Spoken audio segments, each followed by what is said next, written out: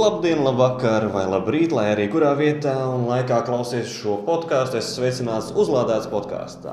Ar mani, Kārli Menziņu, šobrīd ir Kaspars Cikmačs, Latvenergo tehnoloģiju un atbalsta direktors, un Ansis Valdovskis, Latvenergo elektrotransporta uzlādes tīkla vadītājs. Šodien nedaudz parunāsim par to, ko tieši Latvenergo domā par Latvijas elektrotransporta attīstību. Tad sāksim uzreiz ar pirmo jautājumu. Cik tad tīra ir Latvijā elektrība? Mēs varam lepoties ar vienu no tīrākajām elektrībām Eiropas Savienībā. Ja mēs paskatāmies ciparus, tad parasti tas ir ap 40–50% no saražotās Latvijas elektrības ir no atjaunojumiem resursiem, tas pateicoties mūsu HESiem. Bet, piemēram, šī gada pirmajā pusgadā tas cipars ir vēl iespaidīgāks, 71% no saražotās elektroenerģijas ir no atjaunīgiem resursiem. Tad pirmo pusgadu mēs varam mierīgi domāt, ka 71% manas elektrības nāca no HESiem. Vai nē? Ne tikai no HESiem, jo Latvijā ražo, protams, lielākā daļa nāk no HESiem, bet ir arī citi ražotāji, kur arī ražo zaļāku enerģiju. Kas tad ir mūsu Latvijā ražotāji? Ir dažādi, tas jāstāsta saraksts, bet, protams, galvasties tas ir, protams, HESi un teica, tas ir mūsu pamats, kas ir milzīgs. Labi. Un kopumā jau elektrība ienāk no biržas Latvijā. Līdz ar to visi ražotāji pārdod biržā, lielie un tālāk pērk. Līdz ar to bieži vien mēs nevaram izsekot, no kurienes tas elektrons ir atnācis. Viņš atnācis no Dānijas vēja turbīnas vai no Norvēģijas kalnu upēm vai no mūsu pašu Daugavas. Arī labi. Mēs esam tad savienoti ar Skandināviju, to labāko galu. Mēs esam savienoti gan ar Skandināviju, gan joprojām esam savienoti arī ar vēsturiski ar otru pusi, ar Krievijas un Baltkrievijas pusi. Tā kā elektrība ienāk no abām pusēm. Jā. Un tad kāda ir Latvenergo nākotnes vīzija par elektroenerģiju Latvijā? Vai mēs importēsim vai paši ražosim vairāk? Es domāju, ka tas būtu diezgan valstiski bezatbildīgi, ja paļauties, ka visu elektrību ražo kāds cits ārpusē, jo politiskā situācija mēdz visādi mainīties un uzbūvēt jaunu staciju. Tas nav dažu mēnešu jautājums, tas visdrīzāk nopietnos apjomos bieži vien pat ir 10 gažu jautājums. Līdz ar to noteikti Latvijai vajag pašiem savu stabilo jaudu un tādu jaudu, kas arī tajā laikā, kad vējš nepūš, saule nepūš, ir arī saule nespīd, jā. Bet ir jābūt arī savām jaudām. Pagaidām mums pamatā ir to pamatlietu tajā brīdī, kad nav vējš un saule nodrošina no Daugavas HES, bet arī reizes mēs redzam, ka ūdens pēdējos gadus ir samērā maz bijis. Tad ir tad ir mums gāze, dabas gāze, kas ir, teiksim, zaļākais no fosīlajiem, kas ir. Bet, tad, protams, ir plāni arī, ja mēs skatāmies uz to, kā nākamajās 10 gadēs pāriet uz kaut ko citu. Bet, diemžēl, citu tehnoloģiju joprojām nav finansiāli pamatoti. Tas ir izpētes jautājums, kurā mēs pētam un daramies, bet tas nebūs pāris gadu jautājums, tas ir tālāk. Un zinu, ka Latvenergo nav viens un tas pats, kas sadalas tīklus, bet tomēr uzdošu šo jautājumu, vai Latvijas tīklus tiktu galā, ja visi pēkšņi rītdien pāriet uz elektroauto?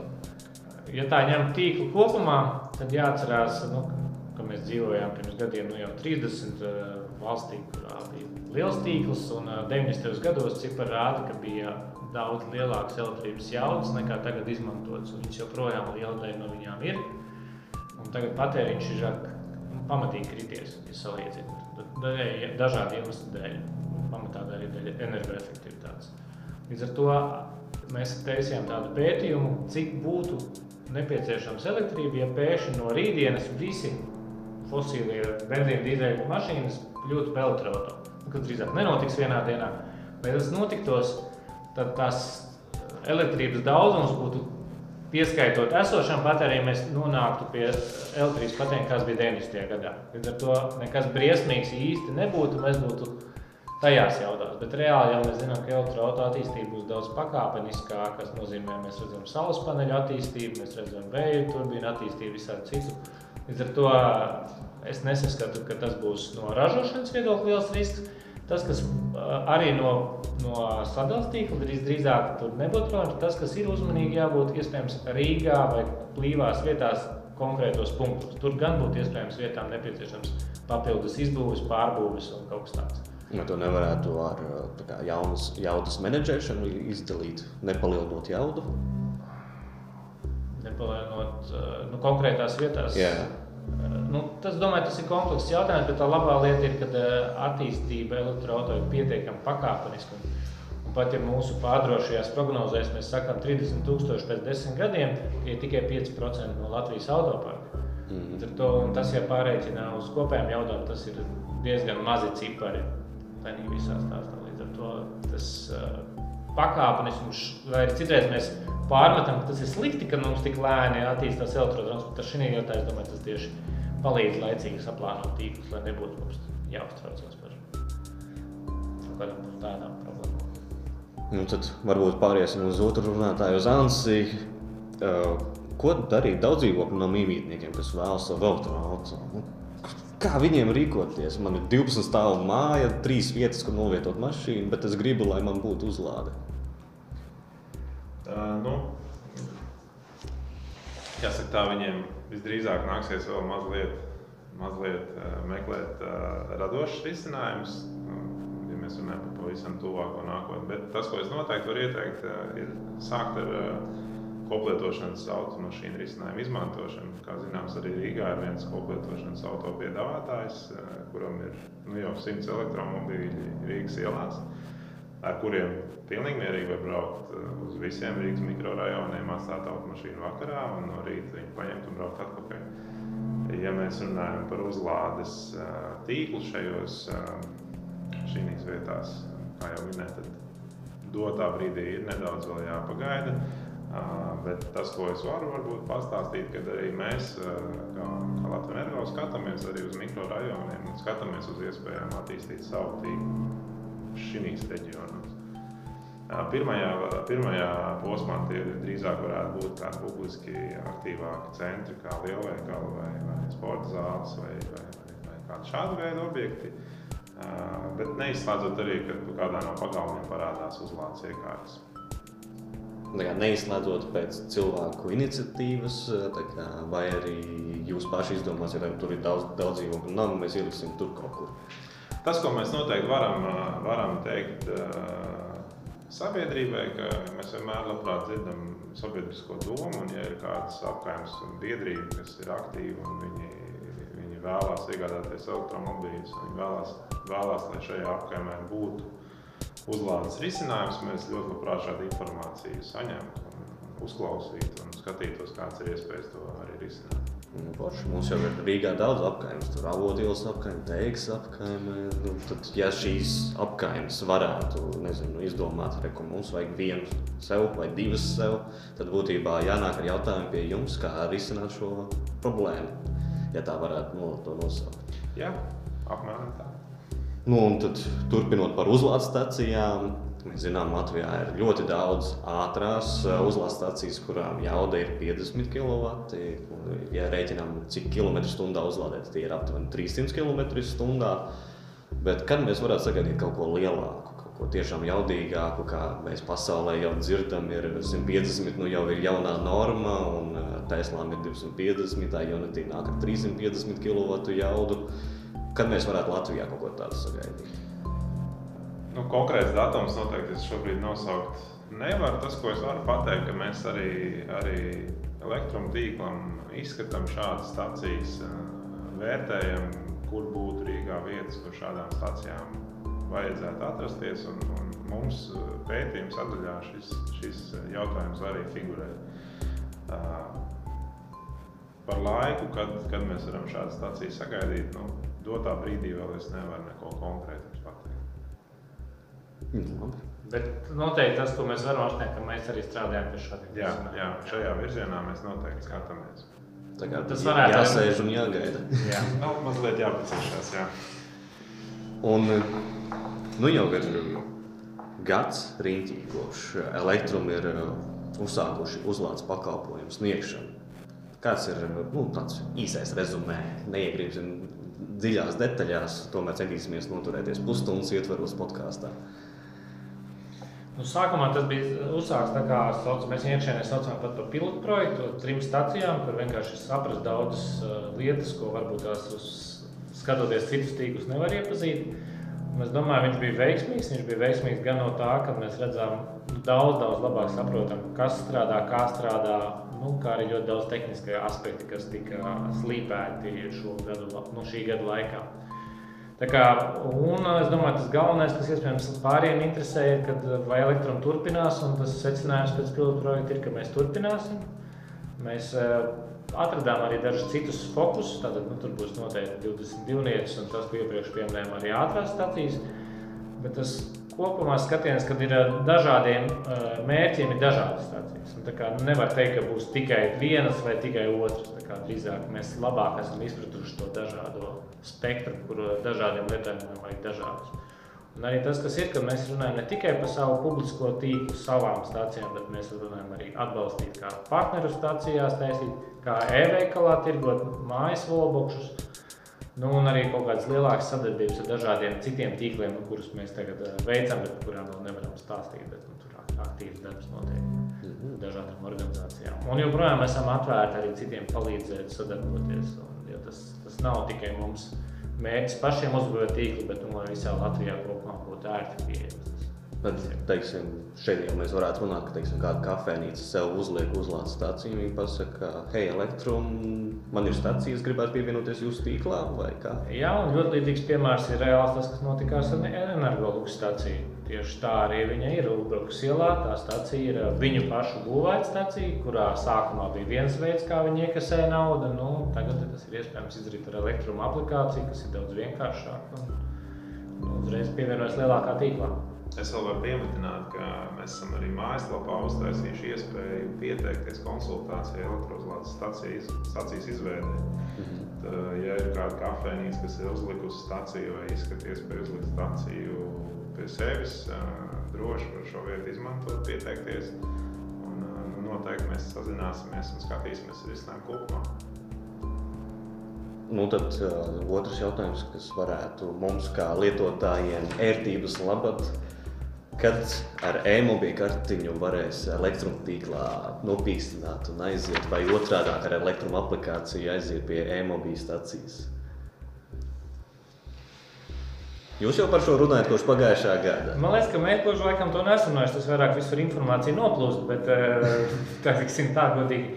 Bet tas nav tik vienkārši jautājums, kā pirms šeit liekas. Tīri tehniski tas ir skaidrs, bet tur ir vairāk jautājumu arī par to, kā savienoties ar valsts atbalstu saņēmušiem tīkliem, un viņiem ir zināmi ierobežojumi, kuriem mums ir zināmas procedūras jāaiziet cauri.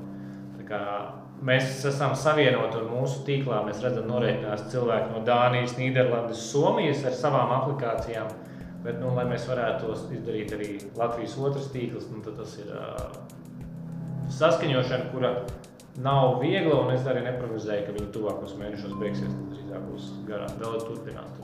Tad jāgad, ka garantijas laiks 5 gadi beigsies, un tad var? Cerams, ka ne tik ilgi, cerams, ka mazliet ātrāk, bet arī pastāv risks, ka tas ir 5 gadi.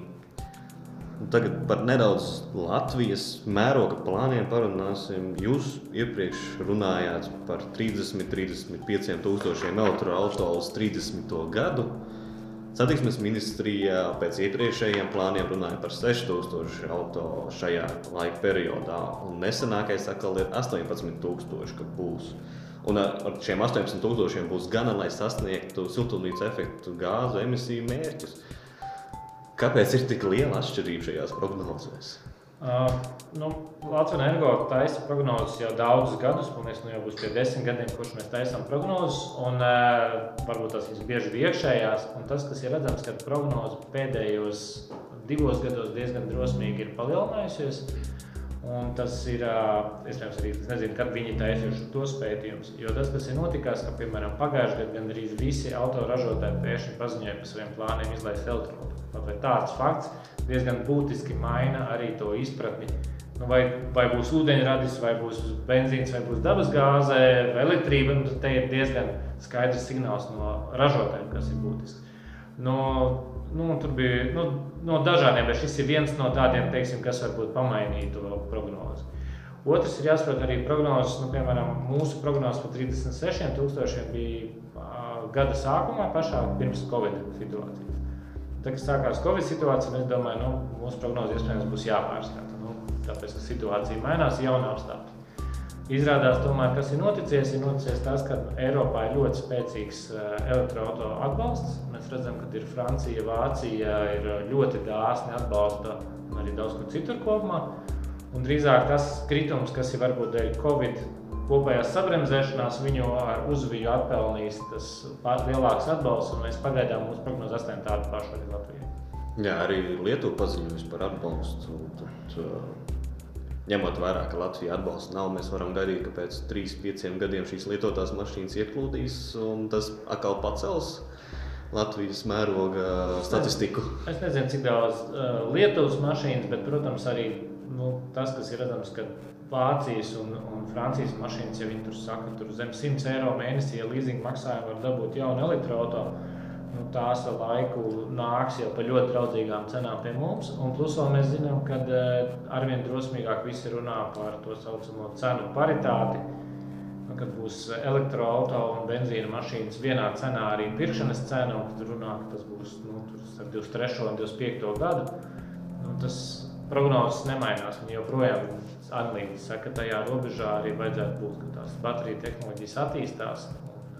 Un tas jau ir salīdzinoši drīz. Tas ir salīdzinoši drīz, un līdz ar to tas ir to viena mūsu arī prognozē, tas ir lūzuma punkts savā ziņā, kurā daudziem viens no pēdējām lietām, kas ir cena, tiks nosvērsies po labu. Jā, tad varētu teikt, ka satiksmes ministrija drusku atgājis no realitātes vai neiedziļinājusies pietiekami? Kad taisīja prognozi un dažādi, un varbūt tur kaut kādi ir citi pieņemtas jāprasa. Puls jāpaskatās, kādi ir tie kritēriji, ko viņi ir ielikuši. Es vienkārši, kad pēc esošajiem datiem vienkārši uzlieku eksponenciālo līkni virsū, tad man secinājums ir tā, ka satiksmes ministrija pašplūsmu devē par sasniegumu. Tas tāds mans viedoklis personīgais. Arī jāredz, kad pirms gadiem 7 arī daudz teica, būs iespējams elektroauto fanāti. Mēs redzam, ka tās prognozes pildījās diezgan lēni. Tad bija iespējams cilvēkiem, kas ilgāk to skatās, kāpēc tad beidzot būs lūdums. Es domāju, tie ir argumenti, ka ražotāji beidzot ir noticējuši, ka baterijas ir un Eiropas likumdošana ir daudz agresīvāka. Līdz ar to tagad beidzot liekas, ka tas nav vairs tikai pat liekas, jo mēs redzam reālos ciparos. Pasaulē redzam, ka reāli pēdējos 2 gados tie cipari iet ar pilnīgi citu līkni augšā. Tāpēc nevar vairs zīmēt to lēnu, kā bija, varbūt teikt, 7 gadus, 5 apakaļ, kad tiešām bija tas tikai tās dažiem. Un minējām Francijas, Vācijas, Lietuvas, arī Igaunijai ir atbalsts bija, drīz būs atkal. Bet ja Latvijas valdība vienu dienu izdomāt nopietnāk atbalstīt šo jomu, jo jūs esat domājuši, kāds būtu Latvijā piemērotākais atbalsts?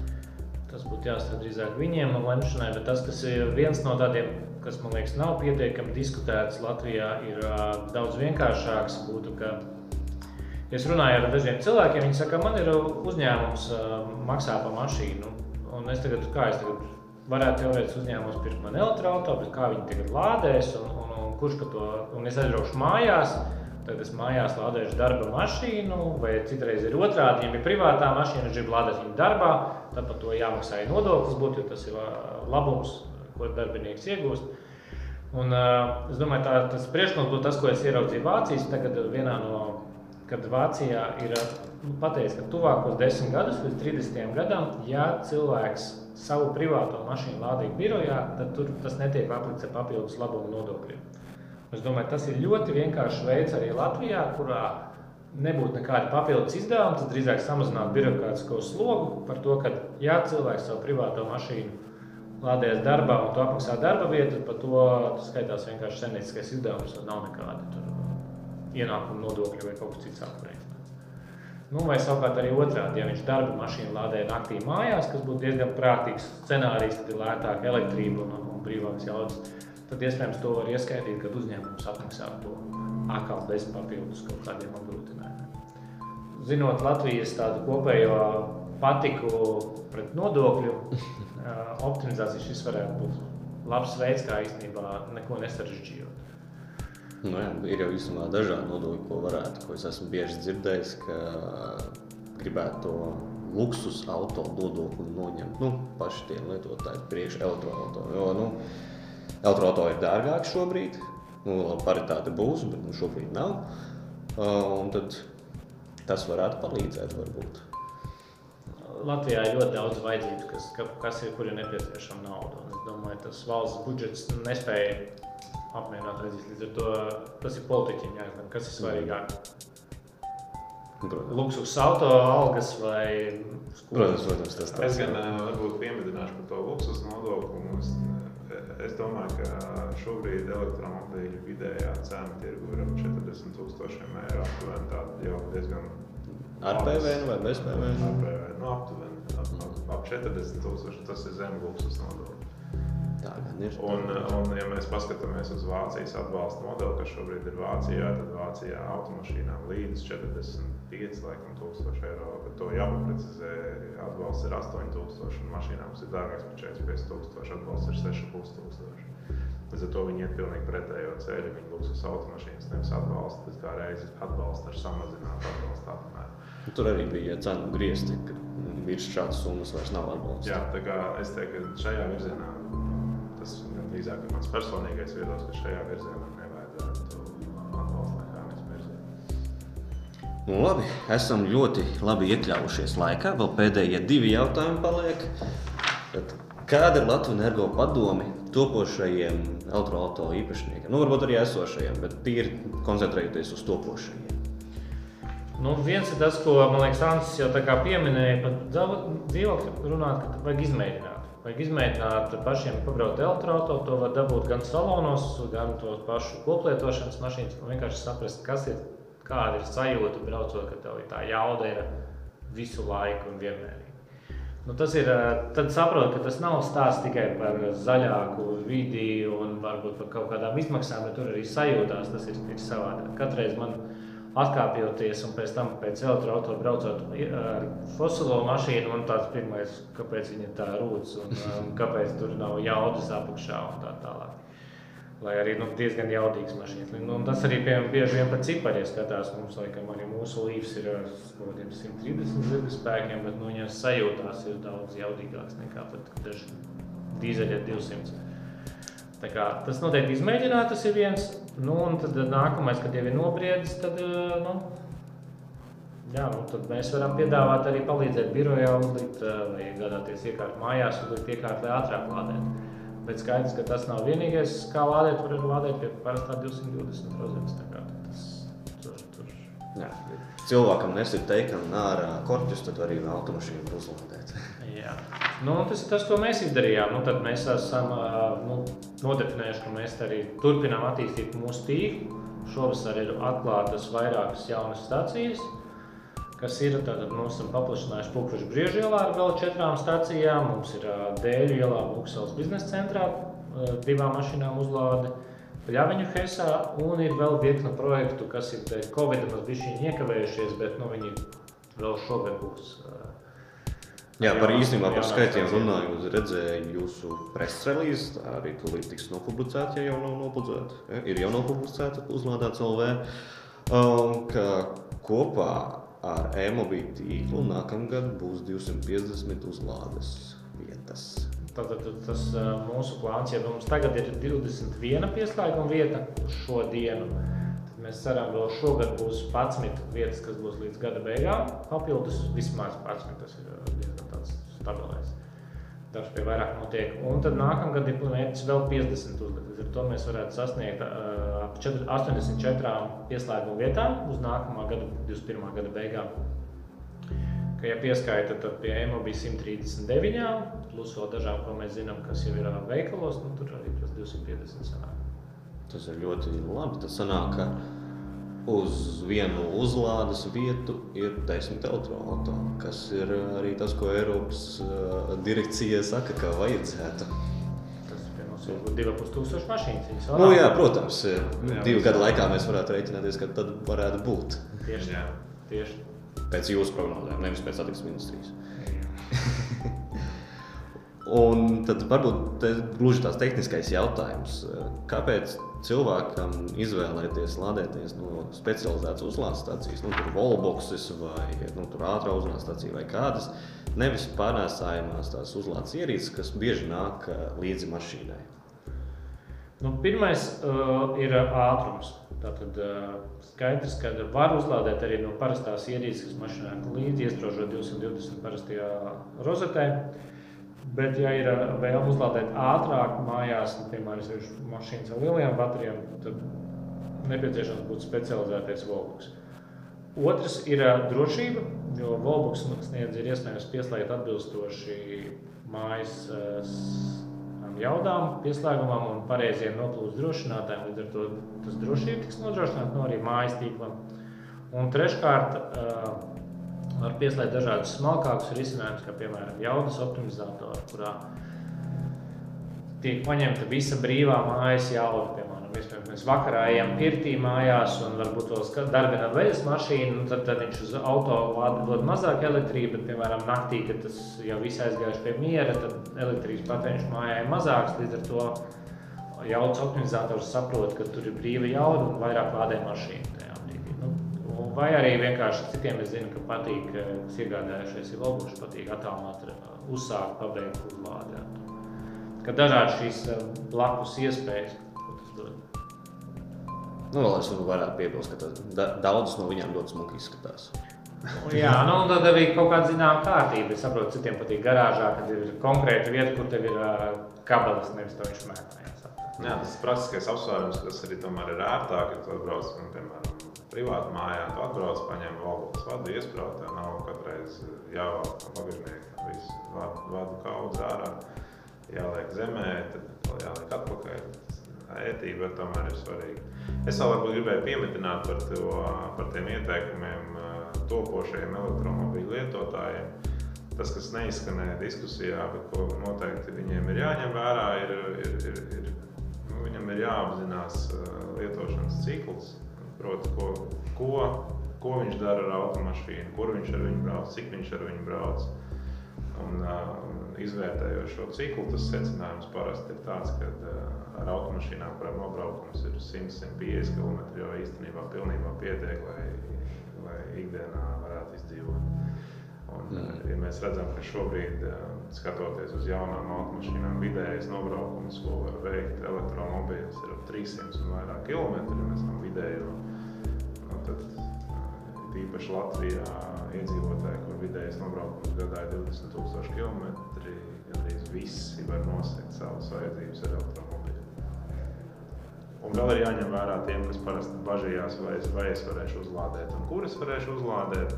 Tad daļa no atbildes ir, ka uzlādēt var no parastas rozetes. Otra daļa no atbildes elektronu tīkls attīstīsies. Un trešā daļa no atbildes, ka Latvijā uz visiem lielajiem ceļiem ir ātrās uzlādes tīklu iespējas ik pa 50 km. Principā Latvijā uz ceļa ar elektromobīlu palikt ir, jau jāsaka, ļoti sarežģīti. Jā, līdz kamēr tu domā drusciņ vairāk kā Pauls Timrots. Labi, tas tāds mazais jociņš, ceru, ka Pauls neklausās šito. Paldies, kungi! Atgādinu, ka ar mani Kārli Menziņu šoreiz bija Kaspars Cikmašs no Latvenergo tehnoloģija atbalsta direktors, Ancis Valdovskis, autotransporta uzlādes tīkla vadītājs, arī Latvenergo. Paldies! Un vēl atgādināšu, ka šis podcasts ir tapis sadarbībā ar elektrumdraudzīgo enerģiju.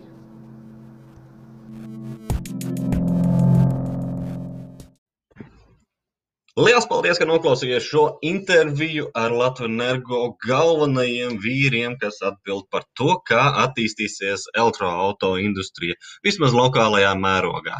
Mēs zinām CSDD plānus, kas ir dubultos stacijas jau drīzumā, un arī viņi plāno vairāk kārtīgi palielināt savu piedāvāto staciju klāstu. Tikmēr, ja tu meklē savu kādu privāto staciju, ko uzlikt vai nu pie darba vai mājās garāžā, droši apmeklē veikals.uzlādāts.lv. Es ticu, ka atradīsi sev piemērotāko staciju, ja kādi jautājumi droši jautā. Tikmēr, ja tu vēlies atbalstīt mani un manus pūliņus sakarā ar Uzlādāts.lv, apmeklē Patreon, patreon.com/uzlādāts, Tur vari atbalstīt mani sākot no 1 eiro mēnesī. Runājot par Patreon, liels paldies Dārtai Menziņai, kas ir kļuvusi par jauno Patreon atbalstītāju. Tiešām liels paldies! Un tagad novēlu tev nekad neizlādēties, būt uzlādētam un tiekamies nākamreiz. Yay!